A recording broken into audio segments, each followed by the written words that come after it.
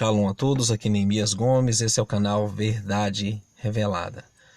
Queridos, mais uma blasfêmia de Papa Francisco e levanta mais uma discussão teológica sobre o meio de salvação. Nós sabemos que nós fomos separados do Criador por causa dos nossos pecados, né? Os pecados causam a separação e todos pecaram e estão destituídos da glória do Pai. Então, existe um abismo entre nós e o Criador. Então tinha que ser feito uma ponte para reatar com o Criador, né, a imagem, a semelhança dele, unir novamente, fazer uma conexão para que essa comunicação fosse restaurada. E o Papa Francisco tuitou dia 25 de março o seguinte: Maria não é apenas a ponte nos unindo a Deus, ela é mais. Ela é a estrada que Deus viajou para nos alcançar e a estrada que devemos viajar para alcançá-lo. Então, o que acontece, queridos? Na teologia católica é entendido o seguinte, que Maria é uma mediadora, isso foi ao longo da Idade Média, né? Foi evoluindo, ela tem uma função, né? De como chamam a mãe de Deus, até porque a Trindade permite que você chame Jesus Cristo de filho da Virgem Maria. Então, como a Trindade ensina que o Filho é Deus como Pai ou como Espírito Santo, então Maria seria uma espécie de deusa, né, parte ali de um quarteto, né? Não só uma trindade, mas um quarteto. Então, o que nós observamos aqui?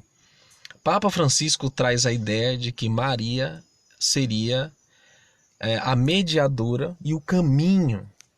Só que em nenhum lugar das Escrituras, nem do Novo Testamento, nós encontramos tal afirmação ou nem uma alegação que dê a entender isso, ou nada que nos faça entender isso.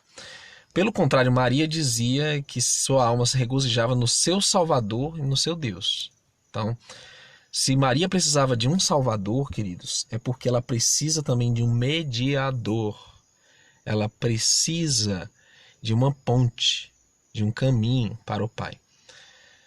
O Papa Francisco, líder da maior organização cristã do mundo, tuitou que Jesus Cristo não é a nossa ponte para Deus Pai. E não é o nosso único caminho para o céu. Esta manhã às 5h31, hora de Roma, Jorge Bergoglio anunciou que Maria é o nosso caminho para Deus. E se você acredita no que o Papa ensina, ou no que as instituições religiosas ensinam, você irá compreender tudo isso errado. Porque a nenhum outro Deus adorarás, porque o Altíssimo, cujo nome é ciúme, né? Ele é ciumento, ele é um Deus zeloso, um Criador zeloso. Êxodo 34:14. Como já falamos, Maria precisava de um sacrifício para cobrir seus pecados, em Lucas 2, verso 24. Maria chamou o Messias de seu Salvador, Lucas 1:47. Somente os pecadores precisam de um Salvador. As pessoas sem pecado não. Se Maria não tivesse pecado, então ela mentiu sobre a necessidade de um Salvador. Mentir é pecado, você entende? Maria não permaneceu virgem, teve outros filhos, de acordo com Marcos 6, 1-3. Isso é um ponto apoiado pelo Salmo 69, verso 8. Obviamente, a verdadeira Maria da Bíblia, cujo nome é Miriam e não Maria, né, é uma pessoa desconhecida para a Igreja de Roma, na verdade. E nós temos que entender uma coisa muito importante. A Bíblia não registra nenhum milagre realizado por Maria, nenhum relato de sua oração por ninguém, ou intercessão por ninguém, certamente nenhum relato de alguém buscando sua ajuda ou orientação. A única vez que ela disse a alguém o que fazer foi em João 2, 1-5. E o que ela disse a eles foi: faça tudo o que meu filho mandar. Então, você deve entender que Maria não é uma ponte para o Pai.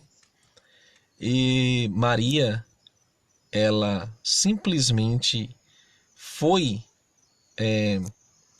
exaltada por uma instituição que não tem nenhuma base bíblica para inventar doutrinas como a Imaculada Conceição, que Maria nunca teria pecado, de mediadora, enfim, de mãe de Deus, o que seria uma blasfêmia. O Criador não tem mãe. O Pai Altíssimo não tem mãe. Entende? Quando você diz a mãe de Deus, você está dizendo que o Criador tem uma mãe. E isso é uma blasfêmia. A adoração a Maria tornou-se oficial em 1854 com o Papa Pio IX. E esse Papa Pio IX é conhecido por escrever a doutrina católica romana sobre o caráter e a natureza de Maria, chamada de Ineffabilis Deus. Pio fez muitas afirmações infalíveis sobre Maria, entre as quais a de que ela nasceu sem pecado, que está sentada no céu à mão direita de Jesus Cristo, que ela deve ser o objeto das afeições de católicos, que deve se orar por orientação, sabedoria e pela satisfação de todas as necessidades dos fiéis. Como se não bastasse, Pio passou a ameaçar quem ousasse discordar dessas afirmações, dizendo que seriam expulsos da Igreja Católica, seriam considerados apóstatas e que enfrentariam as penas estabelecidas por lei por se recusar a adorar Maria. Aí está a foto do Papa Pio IX em 8 de dezembro de 1854. Queridos, se você é católico romano, eu quero dizer o seguinte para você. Nós amamos os católicos romanos. Eu amo os católicos romanos. Meus familiares em peso são católicos romanos. O que eu diria é o seguinte, que você recebeu uma parte da história incompleta e mudada. Você precisa conhecer a verdade toda sobre o plano da salvação, sobre a questão de que não é religião, não são líderes religiosos, mas sim a sua fidelidade ao Criador, sua comunhão com Ele, conhecer as Escrituras, viver, segundo os preceitos do Criador que Ele ordena e não que as instituições ordenam, porque igreja não salva ninguém. Porque você não deve seguir mandamentos nem preceitos de homens, seja papa, padre, pastor, pai de santo. Você deve seguir os preceitos do Criador, os mandamentos dele. E é por isso que quando você for em busca da verdade de todo o seu coração, se você for sincero, porque eu uma vez também fiz parte de uma denominação que ensinava meias verdades, apesar de se dizer a única e verdadeira, mas eu descobri que haviam muitas mentiras e que foi necessário reestudar toda a verdade, desde o entendimento da salvação, o calendário verdadeiro, a cosmologia verdadeira, até a questão escatológica sobre o fim dos tempos. Isso tudo muda quando você conhece verdadeiramente o que está nas Escrituras. O Bergoglio não é papa, ele não é pai de todos. É isso que significa em latim papa. Maria, queridos, não pode salvar ninguém porque ela dorme, Ela está no sepulcro. Então, você precisa entender. Você precisa entender que o Criador não aceita dividir sua glória com ninguém.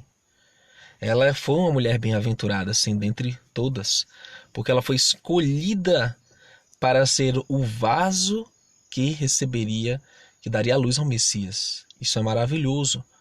E com certeza ela era uma mulher santa, dedicada, uma mulher fiel. Como você pode ser também uma mulher fiel, santa e dedicada. Ela também foi agraciada entre todas as mulheres, bendita, terá uma recompensa maravilhosa, assim como todas as mulheres que forem fiéis. Mas você precisa entender que o Criador não aceita dividir sua glória ou adoração com ninguém mais. Que o Eterno possa te abençoar nesse entendimento. Que você perceba que não é uma questão, uma dicotomia entre o pensamento protestante ou o pensamento católico. Aqui nós estamos falando apenas da verdade revelada, das Escrituras, os fundamentos dos patriarcas, dos profetas, daquilo que os apóstolos mesmo ensinaram, tá bom? O próprio apóstolo Paulo, ele vaticina isso em 1 Coríntios 8, há um só Deus e Pai de todos. Só um Deus e Pai de todos. Efésios, Colossenses, Filipenses, todos os livros atestam para a mesma verdade. Que o Eterno te abençoe. Shalom, shalom. Até o próximo vídeo.